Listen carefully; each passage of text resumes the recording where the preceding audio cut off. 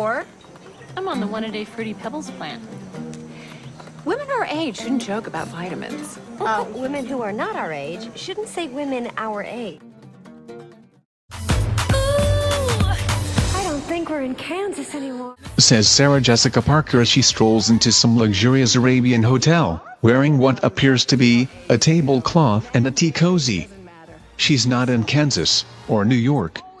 As everyone who's seen the Sex and the City 2 trailer knows, the city, this time, is Abu Dhabi, where Carrie and her sisters take a decadent desert mini break. Except they're not really in Abu Dhabi either, they're actually in Morocco. Confused?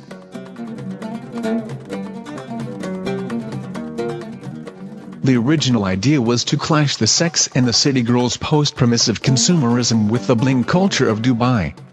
But having recently jailed a couple for simply snogging on a beach, Islamic-ruled Dubai thought better of being associated with a movie with Sex and City in its title. Hence the switch to Abu Dhabi, which also refused the filmmakers' permission. Hence the switch to Morocco, which welcomed them with open arms, liberal values and trained camels.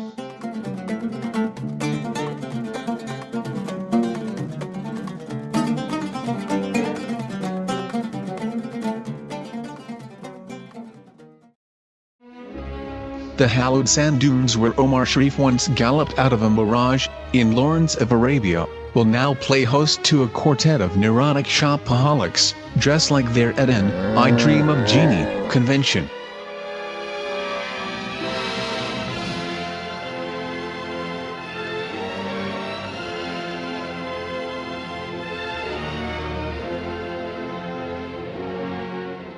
Funnily enough, those exact same sand dunes can be seen in another movie at the moment, Prince of Persia, The Sands of Time.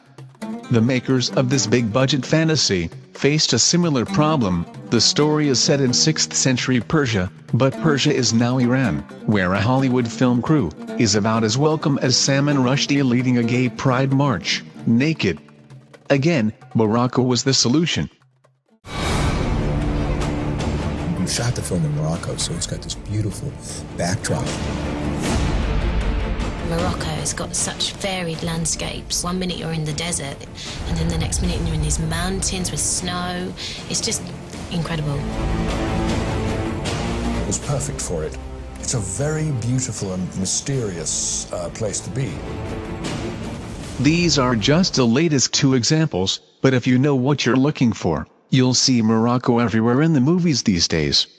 With its varied geography, amenable locals, predictably sunny weather and proximity to Europe, this corner of North Africa has become a mecca for filmmakers.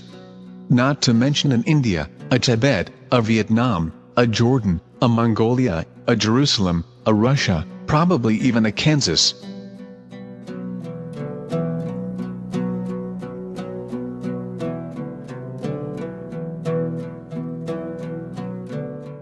Morocco has had some distinguished roles in 20th century cinema. But in recent years, the country's doppelganger qualities have been in greater demand than ever. Since September 11th, Hollywood has scrambled to find important things to say about the war on terror, and all that stuff. But inconveniently, the war-torn places they've wanted to make films about have been busy getting torn by war.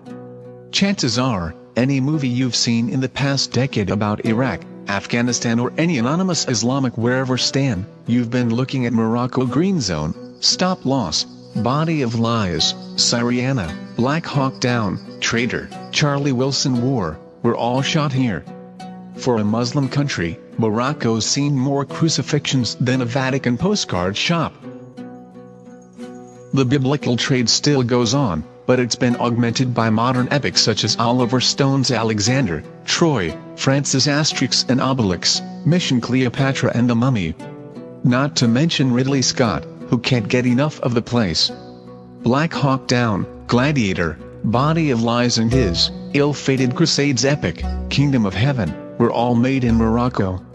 He'd probably have done Robin Hood there too if it was a bit cloudier. Scott is such a regular. He's said to be on good terms with the country's king, Mohammed VI, who generously lent him 1,000 military personnel for the battle scenes in Kingdom of Heaven. The soldiers played the Christian army one day and the Muslim army the next, which might explain why Orlando Bloom looked so confused. But now comes Prince of Persia, an even bigger undertaking. It claims to be the biggest movie ever made in Africa and involving, among other things, an army of 500 extras, the making of 3,500 ancient weapons, the building of new roads to get equipment to remote locations, and an even more gigantic set, with a Taj Mahal-like palace, gilded elephant statues, fountains, and a fully operational souk. It's all scaffolding and plaster, of course, destined for the scrafeep, but for getting into a 6th century frame of mind, it sure beats a green screen in Middlesex. If you can't make an epic in Morocco, you probably can't make it anywhere. Sometime in the distant future, the ruins of the sets at Atlas Studios will be indistinguishable from the ancient monuments they were based on. But perhaps our appetite for real spectacle will keep the dying tradition alive a little longer. Just putting it out there, but one solution is surely staring us in the face: Sex and the City 3, Health Spa Time Machine to Babylon.